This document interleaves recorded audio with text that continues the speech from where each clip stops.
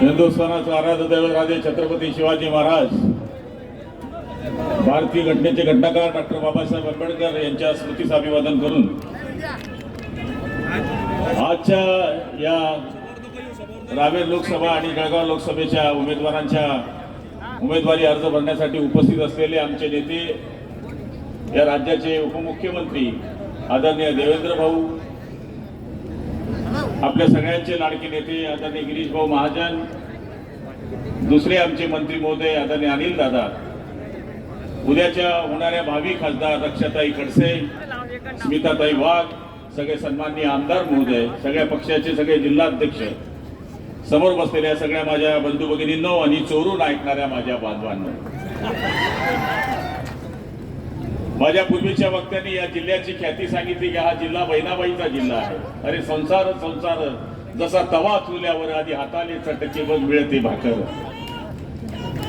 काल माझे मित्र आणि माझे आवडते खाद्य संजय राऊत नावाचा माणूस इकडे येऊन गेला आणि जेव्हा इथे येतात तेव्हा माझ्यावर बोलल्याशिवाय त्यांना आनंद होत नाही. खरं म्हणायला गेलं तर महिला इकडे बसल्या आहेत, नंतर ऐराणीमध्ये मी इतक्या गांगान शिव्या दिल्या असत्या तर त्याच्या बापालाही त्याची आठवण झाली नसती. सांगायचा अर्थ असा की हा खानदेश आहे, कानबाईचा देश आहे, खानदेश आहे. इथे येऊन ते काय बोलून गेले? ज्या पक्षाबरोबर आपण 25-30 वर्ष काढले त्या पक्षाला आपण भाडकव म्हणतात.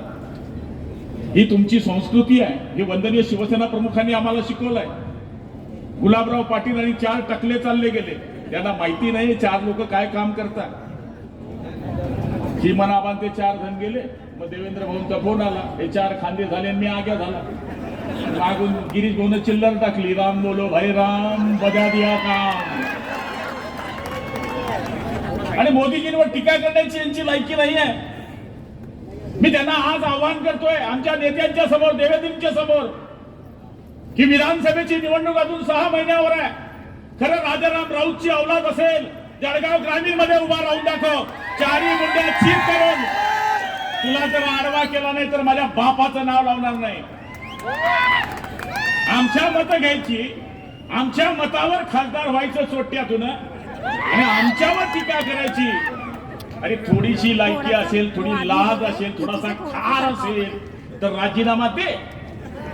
पण मला माहिती आहे आला की ते उपरणं असं असं करतो. तू काय बाळासाहेबाची स्टाईल करतो का? बाळासाहेबाच्या नखाची बरोबरी करू शकत नाही तुम्ही. मोदीजींवर विश्वास, मोदीजींवर टीका केली. मोदीजी कोण आहे त्यांना माहित नाही. गरिबांचा विश्वास आणि गरिबांचा विश्वास म्हणजे मोदीजींची गॅरंटी आहे. देशाची सुरक्षितता म्हणजे मोदीजींची गॅरंटी आहे. देशची मजबूत अर्थव्यवस्था म्हणजे मोदीजींची गॅरंटी आहे. सुरक्षित संविधान म्हणजे मोदीजींची गॅरंटी आहे. विश्वाचा सन्मान म्हणजे मोदीजींची गॅरंटी है. 10 साल में पाकिस्तान की फटी है वो मोदी जी की गॅरंटी है. मोदी जी म्हणजे असा माणूस आहे की ज्या माणसाला या देशाची ओळख पूर्ण जगाला दिली. आणि तुम्ही आम्हाला काय बोलून गेलात? योगायोगाने आमच्या 2 बहिणी उमेदवार आहेत. त्याला अक्कल तर पाहिजे. 100 मध्ये 50 महिलांची मतं असतात. यांच्या बैलांनी जरी मत दिलं ना, मत दिले, राऊत तेरा क्या होगा रे. आज या ठिकाणी आमच्यावर टीका करून गेले. अरे लोकसभा चुनाव भयंकर आई है, गली गली मेरे भारत की वृंदावन कहलाई है. कह रही है धरती, कह रहा है गगन, वही गीत दोहराया है. कहो गर्व से हम हिंदू है, हिंदुस्तान हमारा है. आणि आज या देशामध्ये जे मोदीजींनी राम मंदिर उभं केलं, आम्ही पण म्हणायचो मंदिर कब बनाएंगे, तारीख कब बताएंगे. आता मंदिर पण झालं, तारीख पण झाली. आणि आता हे राऊत यांना माझा सवाल आहे. आपल्या भाषणाच्या पहिले सुरुवात व्हायची शिवाजी पार्कवर गोंट्यावर बसताना मी कार्य करताय. तमाम जमलेल्या माझ्या हिंदू बांधवांनो, भगिनींनो आणि मातांनो, आता काय सुरुवात होती है? तमाम देशभक्तांनो, हिंदू शब्द से तुमने इतना क्यों कोरान मचाया राउत? लगता है बाप तुम्हारा रूस या जापान से आया. कहो धरती, कहो गगन, वही गीत दोहराया है. कहो गर्व से हम हिंदू है, हिंदुस्तान हमारा है.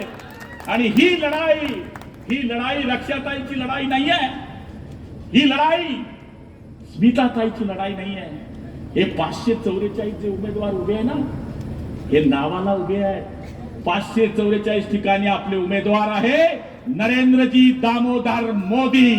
आणि आम्हाला जे मतदान करायचं आहे ते मतदान रक्षाताईला करायचं आहे ना, ते मतदान आम्हाला स्मिताताईला करायचं आहे. ते मतदान आम्हाला या ठिकाणी रक्षाताईला स्मिताताईला न करता मोदीजींना ते मतदान करायचं आहे. ईमानदारों के लिए लहर है मोदी, ईमानदारों के लिए लहर है मोदी, बेईमानों के लिए जहर है मोदी और देश की गद्दारों के लिए कहर है मोदी. आणि मला तरी असं वाटतं की अशा वीर माणसाला, अशा शूर माणसाला, अशा विकास पुरुषाला निवडून देण्याकरता हा जळगाव जिल्हा कायम भाले किल्ला राहिलाय. कैलासवासी उत्तमराव पाटलांपासून या मतदारसंघामध्ये शिवसेना भारतीय जनता पार्टीची युती राहिली आहे. आणि त्यावेळेस पासून आदरणीय गुणवंतराव सरोदे साहेब असतील, त्यावेळेस पासून आदरणीय उत्तमराव पाटील असतील, त्याच्यानंतर MK अण्णा असतील, AT नाना असतील, उन्मेष पाटील असतील, आतापर्यंत रक्षाताई असतील, दोघं लोकसभा मतदारसंघामध्ये शिवसेना भारतीय जनता पार्टीचे खासदार या ठिकाणी निवडून आलेले आहेत.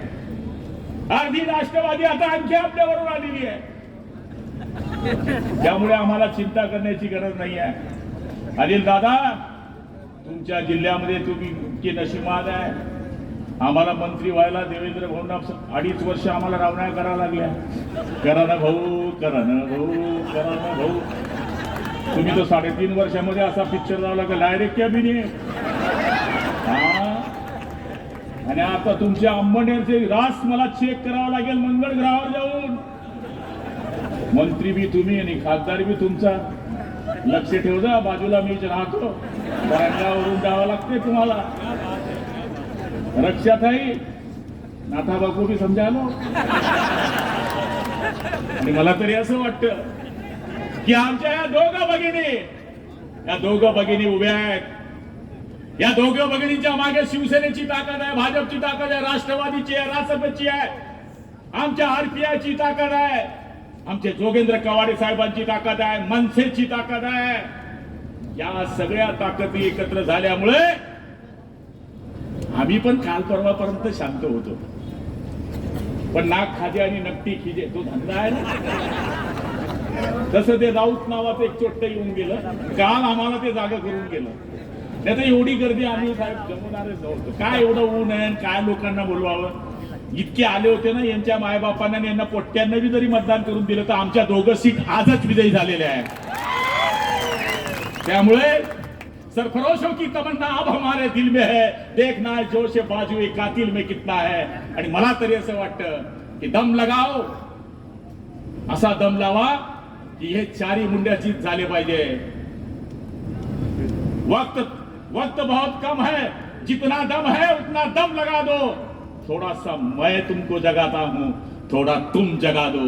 आणि मला खात्री आहे 13 तारखेला भरपूर ऊन राहणार आहे. सकाळच्या वेळेस आपण मतदान करायचं आहे. 12 वाजेच्या आज जो जास्तीत जास्त मतदानाची टक्केवारी करेल, निश्चितपणाने त्या बूथ प्रमुखांची निवड सुद्धा आपल्या पक्षाकडनं केली गेली पाहिजे, अशी विनंती आदरणीय गिरीश भाऊंना मी या ठिकाणी करणार आहे.